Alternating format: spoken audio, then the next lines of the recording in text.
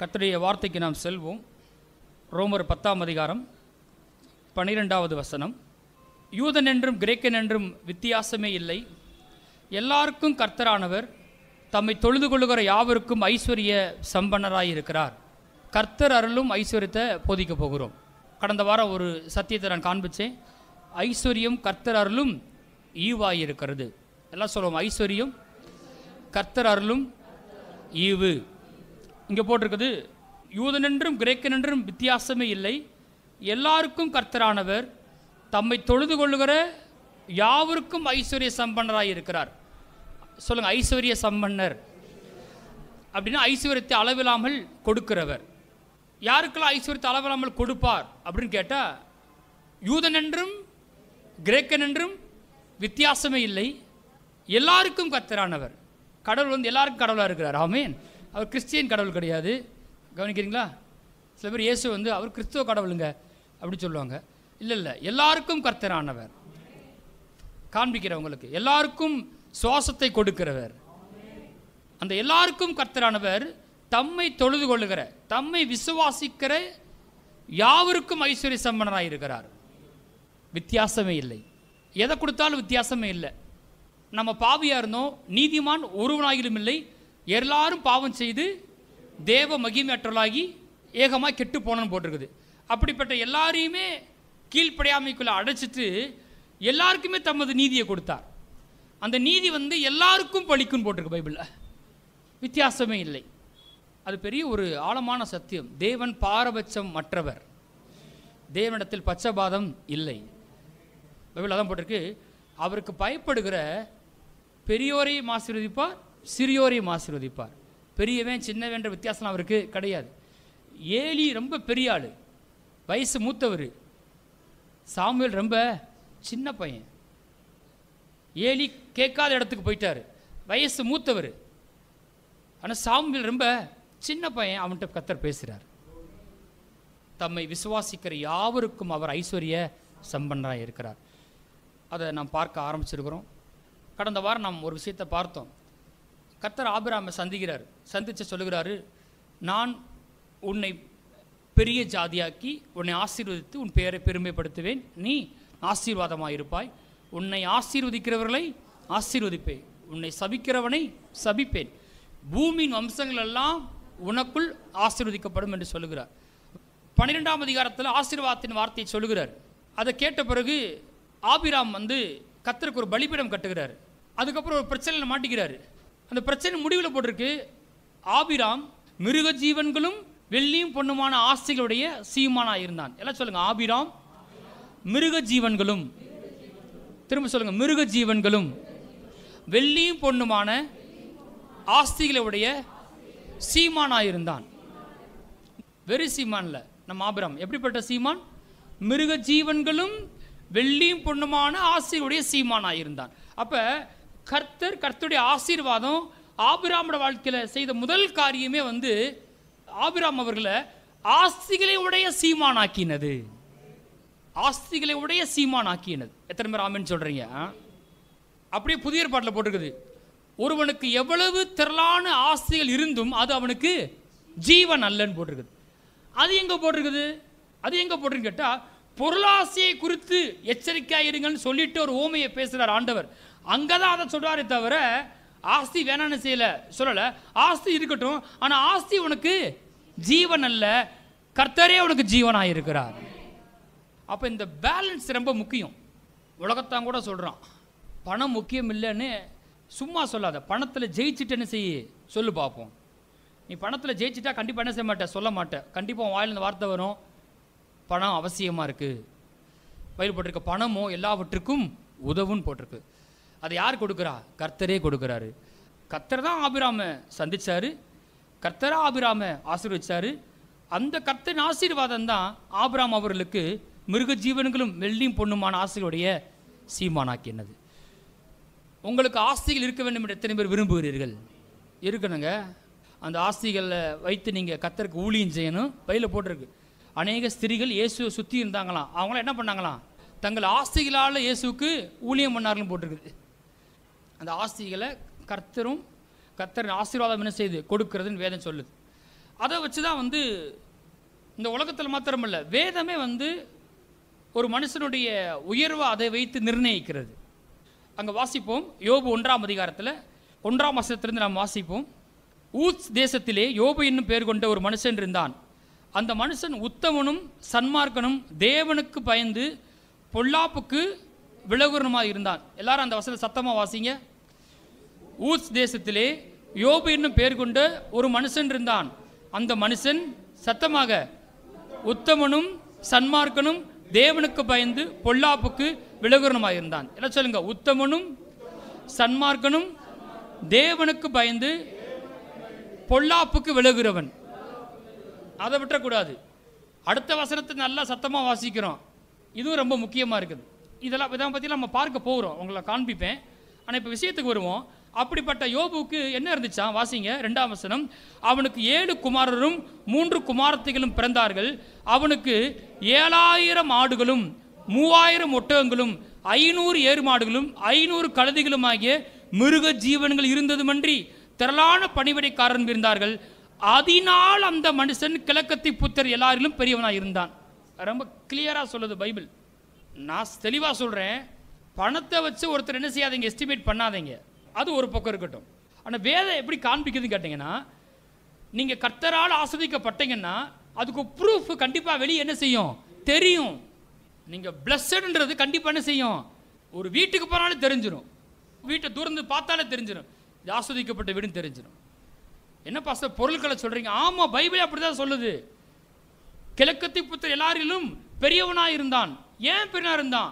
அதனால் எதினால் 7000 ஆடுகளும். ஒரு பெரிய லிஸ்ட் இருக்குது. பைபிளே வந்து யோபுக்கு இன்ட்ரடக்ஷன் கொடுக்கும்போது எப்படி கொடுக்குது? உத்தம சன்மார்க்கன் தேவனுக்கு பயந்து பொல்லாப்புக்கு விழுகிறவன், முக்கியமான விஷயத்தை பேசிருச்சு. அதுக்கப்புறம் சொல்லுது, அப்படிப்பட்ட ஆளுக்கு என்ன இருந்துச்சுன்னு கேட்டால், அதெல்லாம் இருந்தும் ஒன்றும் இல்லைன்னா வேஸ்ட்டு. அதெல்லாம் இருக்குது, முக்கியமான விஷயங்கள் இருக்குது, அதுக்கு நம்ம வருவோம். ஆனால் அப்படி இருக்கிறதுனால இன்னொரு விஷயம் சொல்லப்பட்டிருக்குது. அவனுக்கு 7000 ஆடுகளும் 3000 ஒட்டகங்களும் 500 ஏறு மாடுகளும் 500 கழுதைகளும் ஆகிய மிருக ஜீவன்கள். அப்போ பழைய ஏற்பாட்டு காலத்தில் ஒருத்தருடைய வெல்த்தை எப்படி எஸ்டிமேட் பண்ணுறாங்க? மிருக ஜீவன்கள். அந்த மாதிரி ஆவியானவர் ரெக்கார்ட் பண்ணுறாரு. யோபு வீட்டில் போய் எண்ணி பார்க்குறாரு, எத்தனை ஆடு இருக்குது? கவுண்ட் பண்ணி பார்த்தா 7000 ஆடு. குறித்து வச்சுக்கோ. அது ஒரு வேலையில் உட்காந்து எழுதியிருக்காரு. 3000 ஒட்டவங்க. அது இப்படி போடலை, 2999 கொடுக்கல. எப்படி கொடுத்துருக்காரு? ரவுண்டாக கொடுப்பார் ஆண்டவர். ஆமேன்.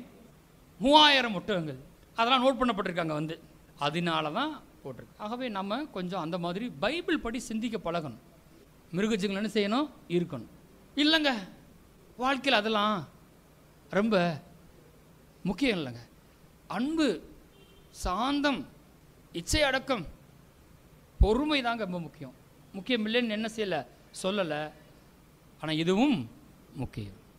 ஒன்றும் இல்லை, நான் டீ வாங்க போகிறேன், இஞ்சி டீ போட அதில் பார்த்து முகத்தை பார்த்து ரொம்ப பாவமாக அப்படி பார்த்தோன்னே, ஐயோ எவ்வளோ அன்பாக இருக்கார், இயேசுவோட மனதுருக்கமே இந்த பாஸ்டர் முகத்தில் தெரியுதியா, போடுறா ஒரு ஃப்ரீயாக இஞ்சி டீயை அப்படின்னு தருவாங்க நீங்கள் நினைக்கிறீங்க?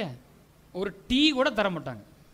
நான் வானத்தையும் பூமியை படைத்த கர்த்தரால் ஆஸ்வதிக்கப்பட்டவன் அப்படின்னு சொன்னால் கண்டிப்பாக எனக்கு ஆஸ்தி இருக்கும், என் சம்பத்து தேசத்தில் பெருகும். அதுதான் ப்ரூஃப். தொடர்ந்து போவோம். வேதம் வந்து ஒரு மனுஷனுடைய வெல்த்தை வந்து எப்படி மெஷர் பண்ணுன்னு கேட்டால் அவங்ககிட்ட எவ்வளவு மிருக ஜீவன் இருக்குன்னு போட்டிருக்கு. நான் இன்றைக்கி வந்து கர்த்தருடைய வெல்த்தை காண்பிக்க இருக்கிறேன். நமக்குள்ளே ஒரு படம் இருக்கணும். நம்ம ஆராதிக்கிற தேவன் ஐஸ்வர்யத்தின் தேவனாக இருக்கிறார்.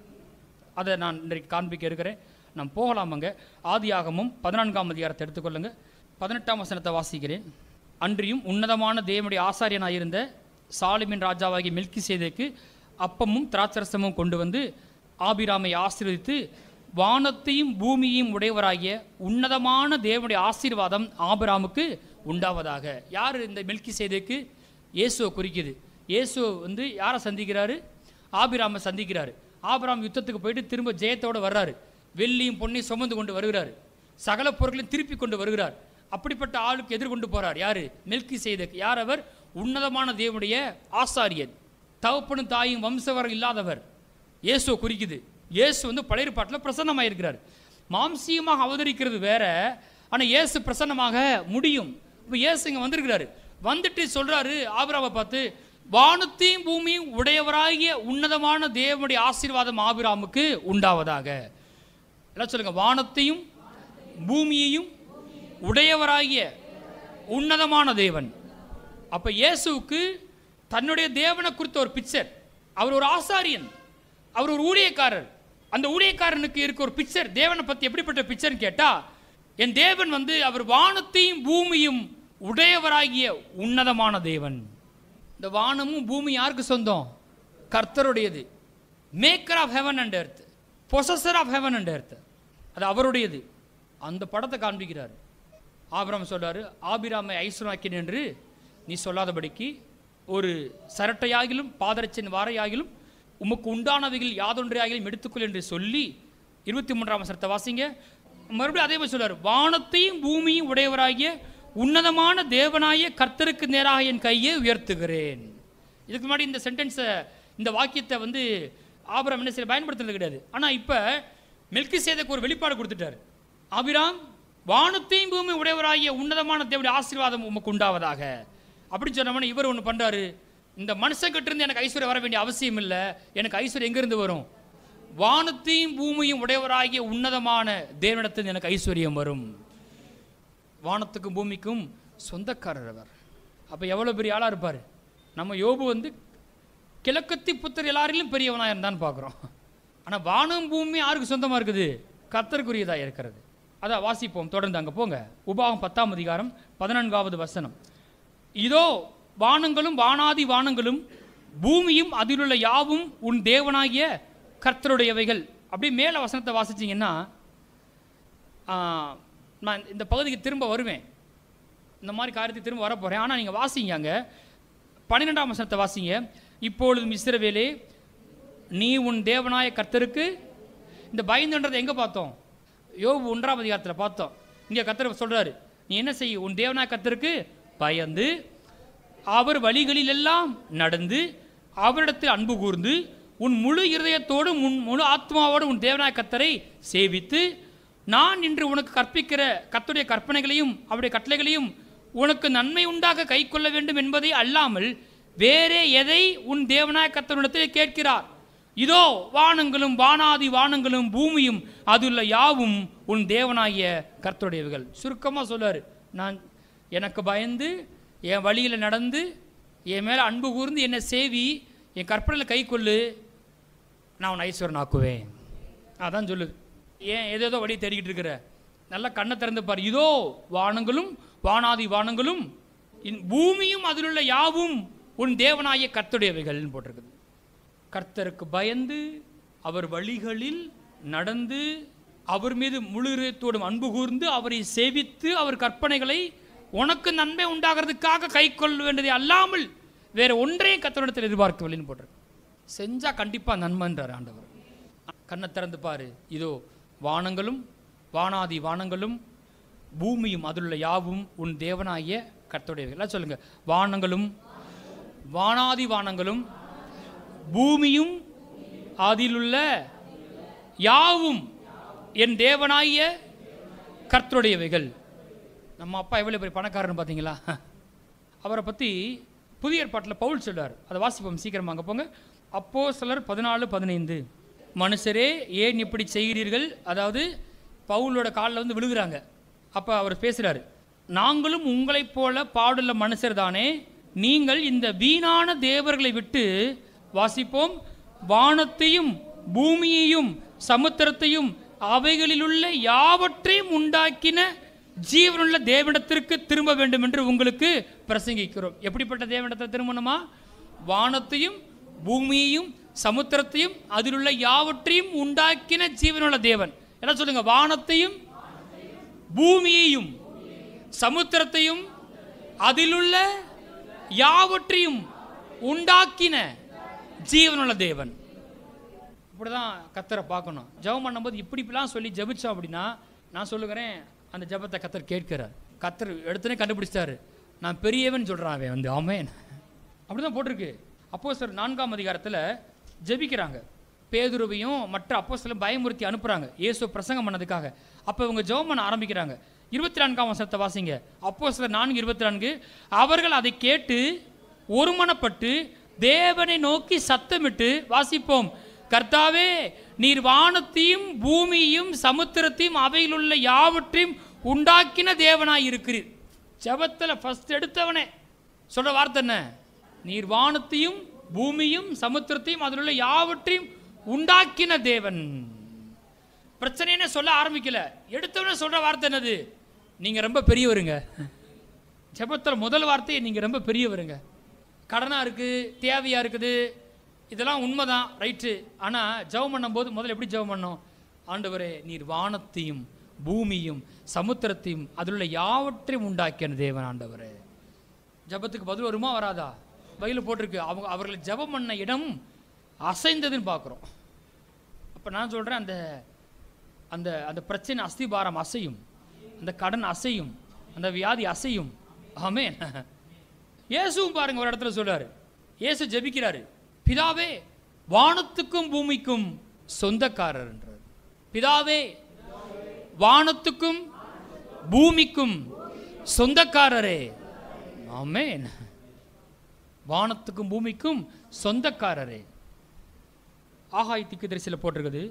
ஆகாய் 2ஆம் அதிகாரம் 7-8 வசனத்தை வாசிப்போம். சகல ஜாதிகளையும் அசைய பண்ணுவேன், சகல ஜாதிகளாலும் விரும்பப்பட்டவர் வருவார், இந்த ஆலயத்தை மகிமையினால் நிறைய பண்ணுவேன் என்று சேனையின் கர்த்தர் சொல்லுகிறார். வெள்ளியும் என்னுடையது, பொன்னும் என்னுடையது என்று சேனையின் கர்த்தர் சொல்லுகிறார். சரியான மொழிபெயர்ப்பு, எல்லா வெள்ளியும் என்னுடையது, எல்லா பொன்னும் என்னுடையது என்று சேனைகளின் கர்த்தர் சொல்லுகிறார். முந்தின ஆலயத்தின் மகிமையை பார்க்கிலும் இந்த பிந்தின ஆலயத்தின் மகிமை பெரிதாய் இருக்கும் என்று சேனையின் கர்த்தர் சொல்லுகிறார். இவ்விடத்தில் சமாதானத்தை கட்டளையிடுவேன் என்று சேனையின் கர்த்தர் உரைக்கிறார் என்று சொல் என்றார். நான் இந்த காலை வேளை உங்கள்கிட்ட சொல்லுகிறேன், எல்லா வெள்ளியும் எல்லா பொன்னும் கர்த்தருடையது. ஆமென். அந்த கர்த்தர் இந்த ஆலயத்தை மகிமையால் நிறைய பண்ணுவார். ஆமென். முந்தின ஆலயத்தின் மகிமையை பார்க்கிலும் பிந்தின ஆலயத்தின் மகிமை பெரிதாக இருக்கும். நான் சொல்கிறேன், உங்கள் வாழ்க்கையில் முந்தின காலத்தை பார்க்கலும் பிந்தின காலம் மிகவும் மகிமையானதாக இருக்கும், மகிமை பெரிதாக இருக்கும். இயேசு நாமத்தினால். எந்த மகிமையை பேசுகிறாரு? புகை போடுற மகிமையை பேசலை. இனிமேல் பாஸ் நடந்து வரும்போது பின்னாடி கொஞ்சம் புகை அதிகமாக வரும், சர்ச்சில் புகை போட்டு விட்டுருவோம், அந்த புகையை பற்றி பேசலை. எந்த குளோரியை பற்றி பேசுகிறாரு? ஷெக்கினா குளோரியை பற்றி பேசலை, கபாட் குளோரியை பற்றி பேசுகிறாரு, பணத்தை குறித்து பேசுகிறார். எல்லா வெள்ளியும் என்னுடையது, எல்லா பொன்னும் என்னுடையது என்றார். எல்லாம் சொல்லுங்க, எல்லா வெள்ளியும் கர்த்தருடையது, எல்லா பொன்னும் கர்த்தருடையது. நல்ல படம் நல்லா பதியட்டும். ஏன்னா அவர்கிட்ட அவங்களுக்கு வெள்ளியும் பொண்ணு வரணும், அவர் தான் அவங்களுக்கு தரணும். பணத்தை பற்றி நான் பிரசங்கம் இல்லை, கவனிச்சிட்டே வாங்க. நம்ம ஆண்டவர் எப்படிப்பட்டவர். இப்போ பவுலுக்கு ஒரு பெரிய வெளிச்சம். அப்போஸ்தலர் 17:25 இல்லை, முதல்ல அங்கே போயிடுவோம். சங்கீதம் 50ஆம் அதிகாரம் போங்க. கர்த்தரே தம்முடைய வெளிச்சத்தை பற்றி பேசுகிறார். சங்கீதம் 50:9, உன் வீட்டிலிருந்து காளைகளையும் உன் தொழுவங்களிலிருந்து ஆட்டுக்கடாக்களையும் நான் வாங்கி கொள்வதில்லை. இவங்க என்ன நினச்சிட்டாங்கன்னா, இந்த ஆண்டவருக்கு பலி தான் ரொம்ப முக்கியம், இந்த பலி, இந்த காணிக்கை, இந்த பணம், தசமபாகம் அப்படின்னு நினச்சிட்டாங்க. ஆண்டவர் சொல்வார், உன் வீட்டிலிருந்து காளைகளையும் உன் தொழுவங்களிலிருந்து ஆட்டுக்கடாக்களையும் நான் என்ன செய்வதில்லை, வாங்கி கொள்வதில்லை. பழையற்பாட்டு காலத்தில் இந்த ஆட்டுக்கடா இதெல்லாம் பலியிடுறது பெரிய அர்த்தத்தை குறிக்குது. எதை குறிக்குது? அப்போதைக்கு அவங்களுக்கு தெரியுமான்னு தெரியல, ஆனால் யாரை குறிக்குது? பெரிய வெளிப்பாடு, இயேசுவை குறிக்குது. இவன் நினச்சிக்கிட்டு இருக்கான், இந்த ஆண்டவருக்கு ஒரே ஆடு பலியிடணும், மாடு பலியிடணும், புறா கொஞ்சம் பலியிடணும், இதே வேலையாக போச்சுன்னு நினைக்கிறான். அதில் பெரிய அர்த்தம் இருக்குது. இவனுக்கு பணம் தான் கண்ணுக்கு தெரியுது. அந்த பணத்துக்கு பின்பாக இந்த பலிக்கு பின்பாக என்ன இருக்குது? பெரிய அர்த்த புஷ்டி உள்ளதாக இருக்குது. வரப்போகிற இயேசுவை குறிக்கிறது. அர்த்தம் புரியல. அதான் நானும் சொல்கிறேன், நீங்கள் விதைக்கும் போது தசமபாகம் காணிக்கையில் பணம் தெரியக்கூடாது, அதுக்கு பின்பாக பெரிய அர்த்த புஷ்டி உள்ளதாக இருக்குது. ஆமென். அதுக்கு உங்களுக்குள்ளே இருக்க வெளிச்சத்தை காண்பிக்குது. நீங்கள் கர்த்தரை எப்படி பார்க்குறீங்க, என்ன நினைக்கிறீங்க, பணத்தை குறித்து உங்களுக்கு மதிப்பு என்ன நினைக்கிறீங்க? ஆள் இருதயத்தை பார்க்குறாரு கர்த்தர். கொடுக்குறதே கஷ்டமாக இருக்குது அப்படின்னா இன்னும் அவன் என்ன செய்யலை, பணத்தை தான் தன்னோட தெய்வமாக வச்சுருக்கான்னு அர்த்தம். கர்த்தர் ஆதாரமாக பார்க்க முடியல. இப்போ கர்த்தர் சொல்வார், நான் உன்கிட்ட வாங்கி கொள்வதில்லைப்பா. ஏன் கேளு, கீழே வாசிப்போம். அங்கே 10ஆம் வசனத்தை வாசிங்க, சத்தமாக வாசிங்க. சகல காட்டு ஜீவன்களும் பர்வதங்களில் ஆயிரமாய் திரிகிற மிருகங்களும் என்னுடையவைகள். போதும். எப்படி சொல்லார் பாருங்க, பார்த்துருக்கீங்களா? நிறைய சேனல்லாம் வருது இல்லையா, எல்லாத்தையும் பார்த்தீங்கன்னா எந்த மிருகத்தை எடுத்துக்கிட்டாலும் தெரியும், அது வரி குதிரையாக இருக்கட்டும் அல்லது எருதாக இருக்கட்டும், எதுவாக இருந்தாலும் எவ்வளோ இருக்குது, ஆயிரமாக தான் தெரியுது, எல்லாமே கூட்டமாக தான் தெரியுது. அது எல்லாம் அந்த ஆயிரமாய் திரிகிற அந்த மிருகங்கள்லாம் என்னுடையதுன்றார் கர்த்தர். தொடர்ந்து போட்டிருக்கு 11ஆம் வசனத்தில், மலைகளில் உள்ள பறவைகளை எல்லாம் அறிவேன், வெளியில் நடமாடுகளில் எல்லாம் என்னுடையவைகள். எல்லாம் யாருடையதுங்க? சத்தம், எல்லாம் யாருடையது? நல்லா புரிஞ்சுக்குங்க, எல்லாமே கர்த்தருடையது. பணமா கர்த்தரான்றது பேலன்ஸ் பண்ண தெரியாத பிரச்சனை எங்கே வருது அப்படின்னு கேட்டிங்கன்னா, அவங்களுக்கு ஒரு வெளிப்பாடு இல்லை, பணத்தை விசுவாசிக்க முடியல. நிறைய பணம் வந்தால் தப்பாயிரமோ நினைக்கிறாங்க. இல்லை கிடையாது, இந்த ஒரு விஷயத்தில் பேலன்ஸ் பண்ணால் போதும், தப்பாக வேண்டிய அவசியம் கிடையாது. எல்லாமே கர்த்தருடையது. Everything belongs to the lord. எல்லாம் எங்கேருந்து வந்துச்சு? அவருடையது, அவரிடத்துலேருந்து வருது அப்படின்னு ஒரு மனுஷன் தன்னிடத்தில் இருக்க எல்லாவற்றுக்கும் அவர் தான் ஓனர் நம்பினா அப்படின்னா, அவனை நம்பி கர்த்தர் ஏராளம் தருகிறவா இருக்கிறார். அப்படி ஒரு பார்வை நமக்கு எப்பயுமே இருக்கணும். ஒரு கார் இருந்தால் இது கர்த்தர் கொடுத்தது, ஆமென். ஏன் கைப்பலன், ஏன் சாமர்த்தியம் கிடையாது, கர்த்தர் கொடு. ஒரு வீட்டை பார்த்தா இது கர்த்தர் கொடுத்த வீடு, அந்த வீடு இன்னும் பெரிய வீடாக மாறும், மாடி கட்டப்படும், ஆமென். 2 வீடு 3 வீடாக மாறும், ஆமென். எப்போவுமே அவன் ரொம்ப ஸ்பிரிச்சுவலாக இருக்கிறான். வெளியே பார்த்தா 7000 ஆடு இருக்குது, ஆனால் உள்ளுக்குள்ளே எண்ணம் புல்லாம் தெரியுது, கர்த்தர் கொடுத்துருக்கிறார், ஆமென். கர்த்தர் பெருக செய்திருக்கிறார், ஆமென். அப்படிப்பட்டவன் தவறவே மாட்டான். அப்புறம் போட்டிருக்கு, ஆண்டவர் இப்போ கேட்குறாரு, எப்பா எல்லாம் என்னுடையது கேள்வி கேட்குற, நறுக்குன்னு கேட்குறாரு. நறுக்குன்னு கேள்வி கேட்பாங்க இல்லையா, நறுக்குன்னு கேட்குற ஆண்டவர். 12ஆம் வசனத்தை போட்டிருக்கு, நான் பசியாக இருந்தால் உனக்கு சொல்லேன், பூமியும் அது நிறைவும் என்னுடையவைகளே. பூமியும் அது நிறைவும் என்னுடையவைகளே. எல்லாம் சொல்லுவோம், பூமியும் அது நிறைவும் கர்த்தருடையவைகள். எல்லாமே கர்த்தருடையது. இப்போ இந்த வெளிச்சம்லாம் பவுலுக்கு வந்ததுனால அவர் சொல்கிறாரு, ஒரு விஷயத்தை பேசுகிறாரு. அங்கே வாசிப்போம், அப்போஸ்தலர் 17ஆம் அதிகாரத்தில் 23ஆம் வசனத்தை வாசிங்க. நம்ம பவுல் என்ன பண்ணுறாரு, ஒரு ஊருக்குள்ளே போய் அங்கே இருக்க ஊரை சுற்றி பார்த்தா அங்கே கோயிலெலாம் இருக்குது, கோயிலில் சில பேர்லாம் போட்டிருக்கு. அதில் நீங்கள் வரிசையாக சாமி பேர் வச்சுருக்காங்க. வினைதீர்க்கும், செல்வம் தரும், ஆரோக்கியம் தரும், அப்படி இப்படின்னு வரிசையாக இருக்குது. அதில் கடைசியாக எதுக்கு ஏதாவது சாமி விட்டு போடுவானே அப்படின்னு சொல்லிட்டு என்ன போட்டிருக்காங்க, அறியப்படாத தேவன், அன்னோன் காட், அறியப்படாத தேவன், அது ஒரு பேர் வச்சுட்டாங்க. ஏதாவது ஒன்று இருந்தால் என்ன பண்ணுறது அப்படின்னு அதுக்கு ஒரு பேரை போடு அப்படின்னு போட்டிருந்தவொடனே அவர் பார்த்துட்டு அவர் அதை வாசிப்போம். 23ஆம் வசனத்தை வாசிங்க. எப்படி என்றால், நான் சுற்றித் திரிந்து உங்கள் ஆராதனைக்குரியவர்களை கவனித்து பார்த்த பொழுது அறியப்படாத தேவனுக்கு என்று எழுதியிருக்கிற ஒரு பலிபீடத்தை கண்டேன். அதுக்கு ஒரு பலிபீடமே இருக்குதான். அந்த பலிபீடத்தில் சாமி பேர்னது அறியப்படாத தேவன். டேய், எவ்வளோ விவரமாக இருக்கீங்க நீங்கள். அறியப்படாத தேவன் போட்டிருக்கேன், கண்டேன். நீங்கள் அறியாமல் ஆராதிக்கிற அவரையே நான் உங்களுக்கு அறிவிக்கிறேன். போடு பாயிண்ட்டை. எப்படி நீங்கள் அறியாமல் ஆராதிக்கிற அவரையே நான் உங்களுக்கு அறிவிக்கிறேன். நீங்கள் வரிசையாக வச்சுருக்கீங்களே சில, அதெல்லாம் மெய்யான தெய்வம் கிடையாது. ஆனால் ஒன்று போட்டிருக்கீங்க, அறியப்படாத தேவன் போட்டிருக்கீங்களே, நீங்கள் அறியாமல் ஆராதிக்கிற அந்த தேவனை உங்களுக்கு அறிவிக்கிறேன். அவர் எப்படிப்பட்டவர் சொல்றார், போட்டுருவோம். உலகத்தையும் அதிலுள்ள யாவற்றையும் உண்டாக்கின தேவனானவர், வானத்திற்கும் பூமிக்கும் ஆண்டவராய் இருக்கிறபடியால் கைகளினால் கட்டப்பட்ட கோவிலில் அவர் வாசம் பண்ணுகிறது இல்லை. பிரைஸ் தி லார்ட், ஆமென். கடவுளை பற்றி எப்படிப்பட்ட ஒரு பிக்சர். நம்மளும் கூட ஆலயத்தை கட்டுறோம், எது கட்டுறோம், ஜனங்கள் வரணும், அதில் தேவ பிரசன்னம் வருது. ஆனால் தேவன் மெய்யாக எங்கே கூடியிருக்கிறாரு? கர்த்தரோட அட்ரஸ் சொல்லுங்கள் பார்ப்போம். ஏன் அட்ரஸ் தெரியுமா உங்களுக்கு? ஏன் அட்ரஸ் தெரியல உங்களுக்கு? ஆண்டோட அட்ரஸ் சொல்லுங்கள் பார்ப்போம். பின்றீங்க போங்க. நம்மளுடைய இருதயம் தான் அவருடைய முகவரியாக இருக்குது. அவர் நமக்குள்ளே வாசம் பண்ண விரும்புகிறார். அப்போ அவங்க போட்டிருக்குது, வானத்திற்கும் பூமிக்கும் ஆண்டவராக இருக்கிறபடினால கைகளினால் கட்டப்பட்ட கோவில் அவர் வாசம் பண்ணுகிறது இல்லை. அவர் நம்மளோட ஆவியில் வாசம் பண்ணுறார். அந்த ஆவி உண்டாக்குனது யார்? கர்த்தர். ஆவிக்குள்ளே வாசம் பண்ணுறார் ஆண்டவர். பிக்சரை பாருங்கள், வானத்துக்கும் பூமிக்கும் ஆண்டவராக இருக்கிறபடியால் ரொம்ப பெரியவர். அவருக்கு போய் ஒரு கோவில் கட்ட முடியாது. வாசிப்போம், இப்போ போட்டிருக்கு 25ஆம் வசனம் வாசிங்க.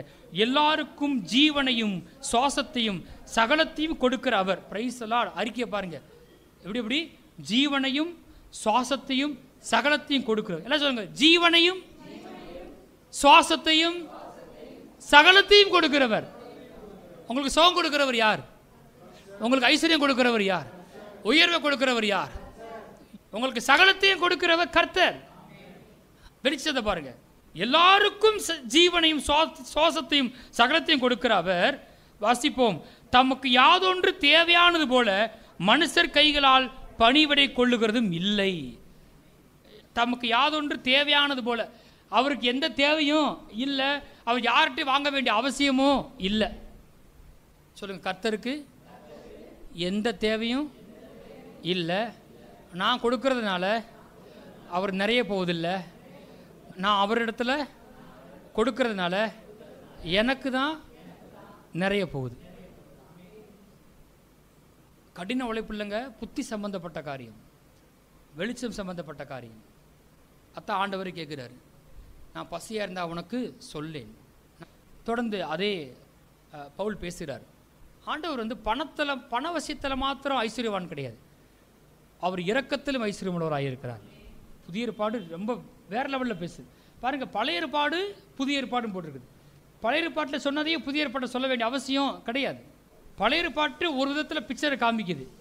இந்த மாதிரி நான் காமிச்ச மாதிரி ஆபிரகாமுக்கு மிருக ஜீவனங்கள் வெள்ளியும் பொன்னும் ஆசையுடைய சீமானாக இருந்தான். புதிய ஏற்பாட்டில் நீங்கள் பார்க்க முடியாது. இதை யோபுக்கு இப்படி இருந்துச்சு, சாலமோன் இப்படி இந்த விதத்தில் ஆஸ்வதிக்கப்பட்டான், தாவீது இவ்வளவு கொடுத்தான், இதெல்லாம் நீங்கள் எங்கே புதிய ஏற்பாட்டில் பார்க்க முடியாது. புதிய ஏற்பாட்டில் அதை விட பெரிய ரிச்சஸை பேசுது. அவர் இரக்கத்தில் ஐஸ்வர்யமுள்ளவராக இருக்கிறார். ரெண்டுமே முக்கியம் நம்ம ஆண்டவரை குறித்து. அதை பற்றி நான் கொஞ்சம் காண்பிக்க விரும்புகிறேன். ரோமர் 11ஆம் அதிகாரம் போங்க, அதை காண்பிச்சுட்டு முடிப்போம். ஏன்னா வெறுமனை நம்ம பணத்தை பற்றி மாத்திரம் பேசலை, நம்ம ஆண்டவர் எப்படிப்பட்டவர். ரோமர் 11ஆம் அதிகாரத்தில் 30ஆம் வசனத்தை வாசிப்போம். இந்த வசனத்தை வாசிக்கிறேன் இல்லையா, இதில் வந்து நீங்கள் அவர்களும் போட்டிருக்கோம். அந்த நீங்கள் என்பது நம்மளை குறிக்குது, புறஜாதியாரை. அவர்கள் என்பது யாரை குறிக்குது? இஸ்ரவேல் ஜனங்களை குறிக்குது, யூதர்களை குறிக்குது. வாசிப்போமா?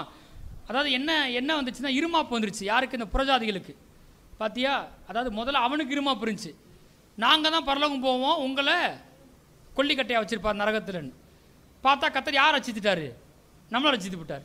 இப்போ இவனுக்கு இருமாப்பு வந்துருச்சு, பார்த்தியா எங்களை கத்தர் ரசித்து அவங்களை விட்டுட்டாருன்றாரு. அப்படி யோசிக்காதீங்கன்னு சொல்லிட்டு பேச ஆரம்பிக்கிறார். வாசிப்போம் 30ஆம் வசனத்தில், ஆதலால் நீங்கள் முற்காலத்திலே தேவனுக்கு கீழ்ப்படியாதிருந்து இப்பொழுது அவருடைய கீழ்ப்படியாமையினாலே இரக்கம் பெற்றிருக்கிறது போல. அதாவது யூதர்கள்ட்ட தான் முதல் என்ன போச்சு? ரட்சிப்பு போச்சு. அவன் என்ன செய்யலை? ஏற்றுக்கொள்ள. எங்கே வந்துருச்சு? நமக்கு வந்துருச்சு. அவன் கீழ்ப்படியாமையே வந்து உனக்கு என்ன முடிஞ்சு போச்சு? ரட்சிப்பா முடிஞ்சு போச்சு. அவன் மாத்திரம் ரட்சிக்கப்பட்டான், உலகமே வேற லெவலில் இருக்குன்னு சொல்லுவார் ஆண்டவர். புரிஞ்சவங்க ஆமின்னு சொல்லுங்க பார்ப்போம். யூதருடைய கீழ்ப்படியாமை புறஜாதியா இருக்கு, நமக்கு என்ன முடிஞ்சிச்சு? ரட்சிப்பா முடிஞ்சு போச்சு. இதுவே யூதர்கள் மாத்திரம் ரட்சிக்கப்பட்டிருந்தான் அப்படின்னா இந்த உலகத்தை நேரம் ரசித்திருப்பான், வேற லெவலில் இம்பாக்ட் பண்ணியிருப்பான். அப்போ அவன் ரட்சிக்கப்படணுமா ரட்சிக்கப்படக்கூடாதா? ரட்சிக்கப்படணும். வாசிப்போம். எல்லார் மேலும் இரக்கமாக இருக்கத்தக்கதாக தேவன் எல்லாரையும் கீழ்ப்படியாமைக்குள்ளே அடைத்து போட்டார். யாரு மேலே கீழே என்ன செய்யாது? கிடையவே கிடையாது. எல்லாரும் கத்தரை அப்ரோச் பண்ணலாம், எல்லாருக்கும் ஒரே வழி, எல்லாரும் இயேசு தான் வழி. ஒரே ஒரு வித்தியாசம், வெளிச்சம், விசுவாசம். எந்த அளவுக்கு அவரை அறிந்து கொண்டு அவரை நம்புகிறோமோ அந்த அளவுக்கு வாழ்க்கையில் வெற்றியை பார்க்க போகிறோம். கத்தர் பாரபட்சம் மற்றவர். பைபிள் போட்டிருக்கு, எல்லா பேருமே கீழ்ப்படியாதவன் தான், ஒன்று செய்கிறார், எல்லாருக்குமே இரக்கம் பாராட்டுறார். வாசிப்போம் 33ஆம் வசனம். எல்லாம் சொல்லுங்க, தேவனுடைய ஐஸ்வர்யம் ஞானம் அறிவு என்பவர்களின் ஆழம் எவ்வளவா இருக்கிறது. அந்த நாலேஜ், அந்த ஐஸ்வர்யம் எவ்வளவு ஆழமாக இருக்கிறது. எப்படிப்பட்ட ரட்சிப்பை கொடுத்துருக்காரு? ஃப்ரீயாக கொடுத்தார் ரட்சிப்பை. இலவசமாய் நீதிமான்கள் ஆக்கப்பட்டீர்கள். நான் சொல்றேன், இலவசமாய் ஐஸ்வர்யம் ஆக்கப்படுவீர்கள். ஆமென். இலவசம். எல்லாம் சொல்லுங்க, இலவசம். நமக்கு இலவசம். நமக்கு ஒருத்தங்க இலவசம் கொடுக்குறாங்கன்னா இன்னொருத்தர் காசு போட்டு வாங்கியிருக்காங்கன்னு அர்த்தம். அப்பா வந்து தான் சொந்த குமார் ரத்தத்தை சிந்தி விலைக்கரையும் கொடுத்து நமக்கு இலவசமாக கொடுத்துட்டார். எபேசியர் 2 போட்டிருக்குது, நாம் பாவத்துக்கு மறித்து கிடந்தோமா. செத்துப்போன ஆள்கிட்ட போய் நீங்கள் போய் எதா கொடுத்தா ஒன்றும் பேசுனா கேட்காது, ஒன்றும் செய்ய மாட்டாங்களே, அந்த மாதிரி கிடந்தோம். பைபிள் போட்டிருக்கு, ஆனாலும் தேவனோ இரக்கத்தில் ஐஸ்வர்யம் உள்ளவராக இருந்து நம்மையும் அவரோடு கூட எழுப்பி உன்னதங்களிலே கிறிஸ்துவோடு கூட உட்காரச் செய்தார். அதுக்கு என்ன காரணம் கேட்டால், தேவனோ இரக்கத்தில் ஐஸ்வர்யம் உள்ளவர். எல்லாம் சொல்லுங்கள், என் தேவன் இரக்கத்தில் ஐஸ்வர்யம் உள்ளவர். இரக்கத்தில் ஐஸ்வர்யம் உள்ளவர். அள்ளி கொடுப்பார் இரக்கத்தை. ஆமென். அதை பற்றி தான் நான் பிரசங்கம் பண்ணுறேன்னு சொல்றார். அதை சொல்லுவார் பாருங்க. எபேசியர் 3:8 வாசிங்க. பரிசுத்தவான்கள் எல்லாரிலும் சிறியவனாகிய நான். பாருங்க எப்படி அட்ரஸ் பண்ணார் பார்த்தீங்களா? யார்? பவுல் பேசுகிறாரு. பெரியவன் சொல்லல. இயேசுவை ஏற்றுக்கொண்டலாம் அடித்து துரத்தன ஆள் நான். என்னை கொண்டே பிரசங்கிக்கும்னு அழைச்சிருக்காரு ஆண்டவர். எப்படி சூஸ் பண்ணார் பாருங்க ஆண்டவரை. பரிசுத்தவான்கள் எல்லாரிலும் சிறியவனாகிய நான் கிறிஸ்துவனுடைய அளவற்ற ஐஸ்வர்யத்தை புறஜாதிகளிடத்தில் சுவிசேஷமாக அறிவிக்கிறதுக்காக இந்த கிருபை எனக்கு அளிக்கப்பட்டிருக்கிறது. அங்கே போட்டிருக்கு ஆழமான ஐஸ்வர்யம். தேவன ஐஸ்வர்யம் எவ்வளவு ஆழமாக இருக்கிறது. இங்கே போட்டிருக்குது கிறிஸ்துவின் அளவற்ற ஐஸ்வர்யம். சொல்லுங்க, ஆழமான ஐஸ்வர்யம், அளவற்ற ஐஸ்வர்யம். அது இரக்கத்தை குறிக்குது, ஞானத்தை குறிக்குது, அறிவை குறிக்குது, பணத்தையும் குறிக்குது. ஆழமான ஐஸ்வர்யம், அளவற்ற ஐஸ்வர்யம். அந்த பவுல் தான் சொல்றாரு, என் தேவை எப்படி சந்திக்கப்படுன்னு கேட்டா, என் தேவன் தம்முடைய மகிமையின் ஐஸ்வர்யத்தின்படி என் குறைகளை எல்லாம் கிறிஸ்து இயேசுக்குள் இம்மையிலே நிறைவாக்குவார். அதுதான் என் ஆதாரம். ஆதியிலே தேவன் வானத்தையும் பூமியை சிருஷ்டித்தார். அப்போ பைபிளில் முதல் வசனம் சொல்லுது கர்த்தர் பணக்காரர். ஃபர்ஸ்ட் பைபிளில் முதல் வார்த்தை சொல்லுது அவர் வானத்துக்கும் creator of heaven and earth, வானத்துக்கும் பூமிக்கும் சொந்தக்காரர். எலான் மஸ்க் சொன்னார் இல்லையா, உண்மை. நீங்கள் இப்போ பார்க்குறீங்க, வானத்தை பார்த்துட்டே இருக்கிறீங்க, நிறைய ஸ்டார்ஸ் இருக்குது. நீங்கள் போயிட்டே இருந்தீங்கன்னா, ஒரு நட்சத்திர கொத்துமா இருந்துச்சுன்னா நீங்கள் அதில் போனீங்கன்னா, ட்ராவல் பண்ணி போயிட்டு இருக்கீங்கன்னா போயிட்டே இருப்பீங்களா, உள்ளே போனவொடனே அதில் இருக்க ஒரு பகுதி அது பெரிய நட்சத்திர கொத்தாமாயிருமா, அது திரும்ப உள்ள ட்ராவல் ஆக ஆரம்பிச்சிருமா. அது உங்களை ஏமாத்துன்னு சொல்கிறாப்புல. அப்படி தான் எக்ஸ்பேண்ட் ஆகி போய்கிட்டே இருக்குது. ஆச்சரியமாக இருக்குது. நிறைய ஸ்டார்ஸ் இருக்குது. இவ்வளோ தான் போடல ஸ்டார்ஸாக வச்சுருக்கா நம்ம நினைக்கிறோம். அங்கே போனால் நிறையா பால்வெளி திரள்கள் இருக்குது. அதுக்குள்ளே போனால் அதுக்குள்ளே நிறையா இருக்குது. அதுக்கெல்லாம் சொந்தக்காரர் கர்த்தராக இருக்கிறார். ஆமென். பைபிளில் முடிவில் போட்டிருக்கு. வெளிப்படுத்தல் 21ஆம் அதிகாரத்துக்கு போங்க, அதை ஒரு முறை வாசிப்போம். பரலோக பட்டணத்தை குறித்து அங்கே போட்டிருக்குது. 10ஆம் வசனத்தை வாசிங்க. பெரிதும் உயரமுமான ஒரு பர்வதத்தின் மேல் என்னை ஆவியில் கொண்டு போய் தேவனுடைய மகிமையை அடைந்த எருசலேமாகிய பரிசுத்த நகரம் பரலோகத்தை விட்டு தேவனிடத்தில் இறங்கி வருவதை எனக்கு காண்பித்தான். இப்போ வாசிக்க போகிறது எதை பற்றின்னு கேட்டிங்கன்னா, தேவனுடைய மகிமை அடைந்த எருசலேமாகிய பரிசுத்த நகரம், ஹோலி சிட்டி. அது எப்படி இருக்குதான் அங்கே வாசிப்போம். 16ஆம் வசனத்தை வாசிங்க. அந்த நகரம் சதுரமாக இருந்தது. எப்படிப்பட்டது? சதுரம். என்ன சொல்ல போனால் கனசதுரம், கியூப் மாதிரி இருக்குது. நகரத்தின் மதிலுக்கு 12 அஸ்திபார கற்கள் இருந்தன. இந்த மதில் 4 மதில் இருக்கு இல்லையா, அது கீழே 12 அஸ்திபார கற்கள் இருந்துச்சான். அதை வாசிப்போம். அதை பற்றி போட்டிருக்க 18ஆம் வசனத்தை வாசிங்க. அதன் மதில் வச்சரக்கல்லால் கட்டப்பட்டிருந்தது. நகரம் தெளிந்த பளிங்குக்கு ஒப்பான சுத்த பொன்னாக இருந்தது. நகரத்தின் மதில்களின் அஸ்திபாரங்கள் சகலவித ரத்தனங்களினாலும் அலங்கரிக்கப்பட்டிருந்தன. மதிலில் என்ன வச்சிருக்காராம்? சகலவித ரத்தனங்களினாலும் அலங்கரிக்கப்பட்டிருந்தன. அதாவது எதுக்கு இது சொல்கிறேன் அப்படின்னா, நீங்கள் நல்ல வீட்டை கட்டணும், பெரிய வீட்டை கட்டணும். ஆமேனா, எண்ணங்கள் பெருசாக இருக்கணும், பெரிய காரியங்களை விசுவாசிக்கணும். ஆண்டவர் எப்படி யோசிக்க இருப்பாருங்க. இதெல்லாம் நம்மகிட்ட கேட்கவே இல்லை, இப்படி பண்ணலாமான்னு கேட்கல. கர்த்தரை பற்றி ஒரு பெரிய பிக்சர் என்ன செய்யுது தெரியுது. அங்கே வாசிப்போம். 1ஆம் அஸ்திபாரம் வச்சிரக்கல், 2வது இந்திரநீலம், 3வது சந்திரகாந்தம், 4வது மரகதம், 5வது கோமேதகம், 6வது பதுமராகம், 7வது சொர்ணரத்தினம், 8வது படிகப்பச்சை, 9வது புஷ்பராகம், 10வது வைடூரியம், 12வது சுனீரம், 12வது சுகந்தி இவைகளை. 12 வாசல்களும் 12 முத்துக்களாயிருந்தன. ஒவ்வொரு வாசலும் ஒவ்வொரு முத்தாயிருந்தது. நகரத்தின் வீதி தெளிவுள்ள பளிங்கு போல சுத்த பொன்னாயிருந்தது. இது தேவன் வாசம் பண்ணுகிற பரலோக பட்டணத்தினை செய்து குறிக்கிறது. அப்படிப்பட்டவர் தான் எல்லாவற்றையும் துறந்து எனக்காக இந்த பூமியில் மனுஷனாக வந்தார். அப்படிப்பட்டவர் தான் தமது மகிமையெல்லாம் துறந்து தம்மைத்தாமே வெறுமையாக்கி அடிமையின் ரூபம் எடுத்து மனுஷர் சாயலானார். சிலுவை பரணந்தம், மரண பரியந்தம், பாதாள பரியந்தம் தம்மை தாழ்த்தினார். ஆதலால் தேவன் அவரை உயர்த்தினார். எதுக்காக இந்த லெவலில் இறங்கினார்? தம்மைத்தாமே என்னவாக்கி. நான் இவ்வளோ நேரம் வாசிக்க ஆரம்பித்தேனே, ஆதியிலிருந்து பிரசங்க ஆரம்பிச்சதுலேருந்து, வானத்துக்கும் பூமிக்கு சொந்தக்காரர், பூமியும் அந்த நிறைவும் கர்த்தருடையது, எல்லா மிருக ஜீவன்களும் கர்த்தருடையது, எல்லா பறவைகளையும் அறிவேன், எல்லா நட்சத்திரங்களையும் அறிவேன், பேர் சொல்லி அழைக்கிறவர் ஆமீன் போட்டிருக்குது. உமது விரல்களின் கிரியாகிய வானத்து நட்சத்திரத்தையும் நான் பார்க்கும் போதுன்னு போட்டிருக்குது. அப்படிப்பட்டவர் எல்லாவற்றை என்ன செஞ்சு துறந்து மகிமையெல்லாம் துறந்து தம்மைத்தாமே வெறுமையாக்கி அடிமையின் ரூபம் எடுத்து மனுஷர் சாயலான்.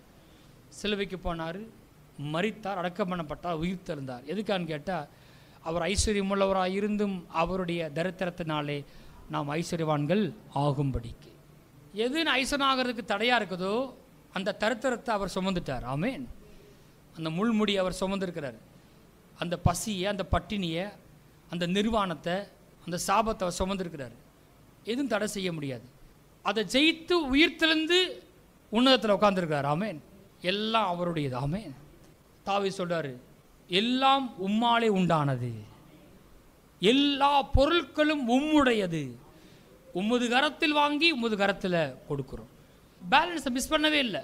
ஏன்னா அவனுக்கு நல்லா தெரியும் எல்லாம் எங்கே இருந்துச்சு. நான் ஆராதிக்கிற கர்த்தர் ஐஸ்வர்யத்தின் தேவனாக இருக்கிறாரு, எல்லாம் அவருடையதாக இருக்குது. அப்படிப்பட்டவர் அவரை விசுவாசிக்கிற யாவருக்கும் ஐஸ்வர்யத்தை அளவில்லாமல் கொடுக்கிறவா இருக்கிறார். அந்த ஐஸ்வர்யத்தை வாழ்க்கையில் வருவதற்கு தடை செய்கிற அந்த தரித்திரத்தை அவர் சிலுவையில் எனக்காக சுமந்து தரித்திராவே ஆயிருக்கிறார், என்னை ஐஸ்வர்யனாக ஆக்கும்படிக்கு. ஆகவே என் வாழ்க்கையில் கண்டிப்பாக கர்த்தருடைய மகிமை ஐஸ்வர்யம் பலிக்கும். கடைசியாக அந்த ஆபிரகாம்கிட்ட சொல்லுகிறாரு, வானத்தையும் பூமியும் உடையவராய உன்னதமான தேவனுக்கு நேராக கையை ஏறெடுக்கிறேன்னு சொன்ன பிறகு கொடுத்துட்டாரு. ஆபிரகாமுக்கு நல்ல பிக்சர் இருக்குது. கர்த்தர் எப்படிப்பட்டவர், வானத்துக்கும் பூமிக்கும் சொந்தக்காரர். இப்போ எனக்கு வந்த சகோதரி இந்த பொண்ணெல்லாம் யாருடையது, கர்த்தர் கொடுத்தது. நான் என்ன செய்கிறேன், அவர்கிட்ட கொடுக்குறேன். கர்த்தர் பதில் கொடுக்குறாரு, பயப்படாதே, நான் உனக்கு கேடகமும் மகா பெரிய பலனுமாக இருக்கிறேன். ஐ ஆம் யுவர் கிரேட் ரிவார்டு என்றார்.